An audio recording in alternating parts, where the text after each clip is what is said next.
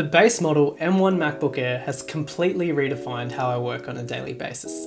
Let me tell you why. Hey friends, welcome back to the channel. My name's Sanji. I'm a second year medical student studying at the University of Melbourne, and welcome to my long-term review of the M1 MacBook Air. So I'm all about telling you guys my opinion up front, and let me tell you, buying this laptop even 1 year after its release is an absolute no-brainer. I've been using this laptop to do my uni work, edit videos, and everything in between, and I've still never had to bring a charger when I go out. Apple's also recently dropped the price on these laptops, so if you're in the market for a new laptop, this is easily my top choice. In this video, I'm going to go through these topics here, so you guys have all the information you need to make an informed purchase. And I'm also going to go through whether you need to actually spend more money to get extra storage and RAM. And also, since the new MacBook Pros in all of their notch glory have been released, I'm going to be comparing the MacBook Air to the new MacBook Pros later on.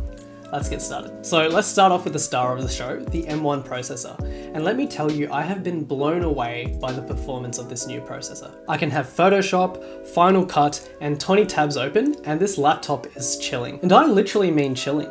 This laptop never gets more than warm to the touch, which is crazy because it doesn't even have a fan. So the reason they can do this is because the ARM architecture that Apple is using in these new M1 chips is the same as what they use on the iPhones, which don't have fans either. And that means that it's been designed from the ground up to not produce as much heat as the old Intel chips. Personally, I haven't come across any thermal issues or throttling with my day-to-day tasks, and even with a bit of light gaming. And this is such a massive difference compared to my old Surface Laptop 2, which would sound like a jet engine when Zoom was running. Although I got used to the jet engine, having a laptop which runs silently is a blessing in disguise. And if you're worried about app support for the new M1, most apps have already been updated for the new processor. And even if they don't, Rosetta, which is Apple's translation software, allows most apps to run without a hitch. I've literally found no apps which have been unable to run on this new laptop. And another important thing about this M1 processor is that it doesn't slow down whether it's plugged in or not, which means that you can get that 100% performance wherever you are. And that's such a massive difference compared to a lot of Windows laptops, which slow down a lot when they're on battery power. Now moving on to design, this laptop has the classic design of the MacBook Air that we've come to grow and love, with tapered edges, which means that you can have long typing sessions without leaving any marks on your wrist at all. It's probably one of the best built laptops for the price,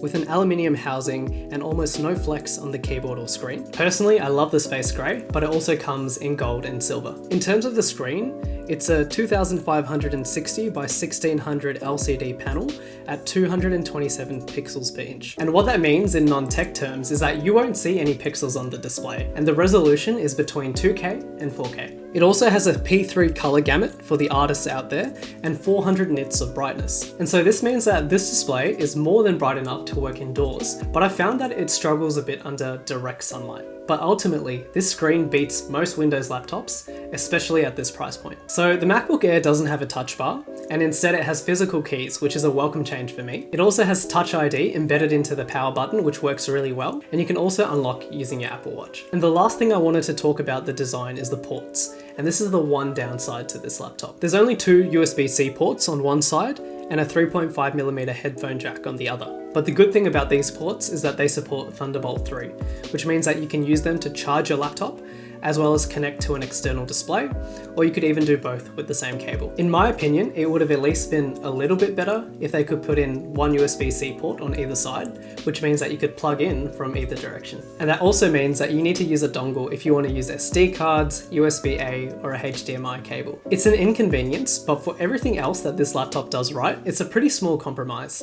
I'll leave a few links in the description below for dongles that you guys can use. So now, moving on to the keyboard and the trackpad. The keyboard no longer has those annoying butterfly switches which were on the old MacBook Pros. And those butterfly switches were so prone to failing after getting things stuck behind the keys. And Apple bringing back the normal keyboard with scissor switches and 1mm of typing distance means that the keyboard is a pleasure to type on, and I can easily go through long typing sessions with the keyboard. The trackpad hasn't really been updated, but Apple trackpads are always the best in class. It's large, it has good palm rejection, and it's a force touch trackpad, which means that you can press deeper to do certain actions. So moving on to battery life, even after 1 year of using this laptop, it is still great. Apple advertises 15 hours of wireless web browsing, but that's in the ideal circumstances, probably using one tab and Safari. Using Chrome with up to 10 tabs, playing my lectures and taking notes, I can easily get about 8 to 10 hours of battery life. And that means that I can easily get through a day with battery life to spare, and if I really wanted to push it, I could probably get 2 days out of it. And now I just want to touch on the speakers, camera, and microphone,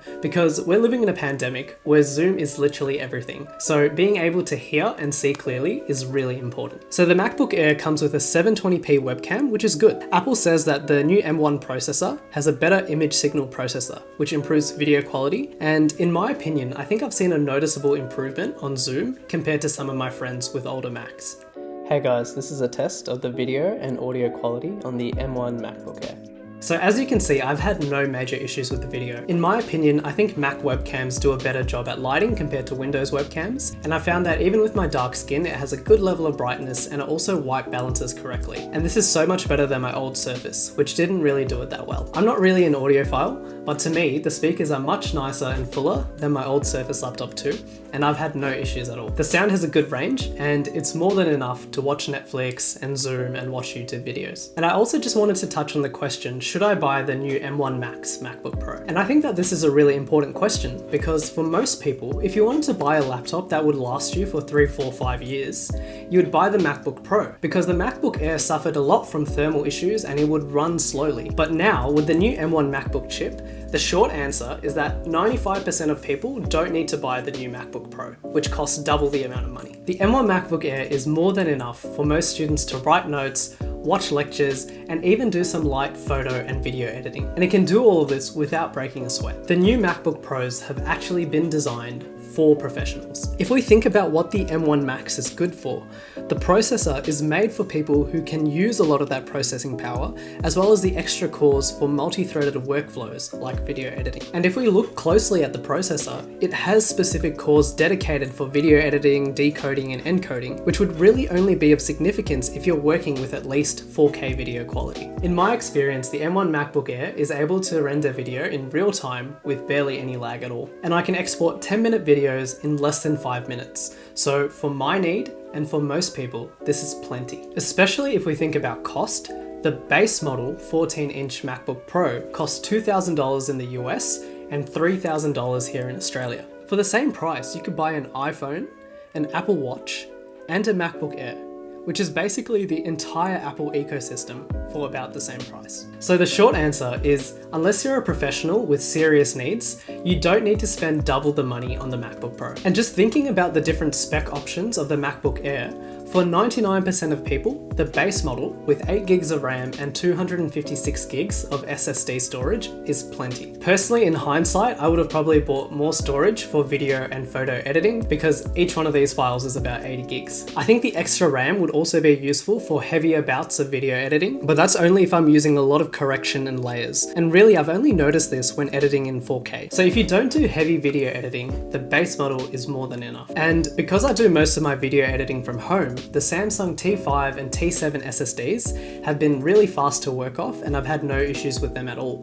So if you guys need some extra storage, I'll put links to those in the description below as well. So in conclusion, the M1 MacBook Air, even 1 year later, has been an absolute beast, and it's been able to handle everything that I've thrown at it. It has the 5 things that you want in a laptop: good battery life, a great screen, a great keyboard and trackpad. The base model also has really good performance, and it's also thin and light. You can pick up the M1 MacBook Air for $899 USD or $1,349 AUD, which is amazing for the price. Even 1 year later, the M1 MacBook Air is amazing value for money.